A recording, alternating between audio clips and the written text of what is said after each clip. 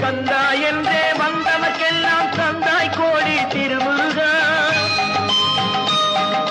சிந்தாமணியே செவ்வே உன்னை கண்டது போதும் வடிவழகா.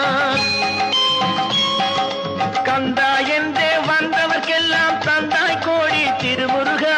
சிந்தாமணியே செவ்வே உன்னை கண்டது போதும் வடிவழகா. அடியவர்க்கு ஒரு விருந்தே பிணி பல தீர்க்கும் அருமர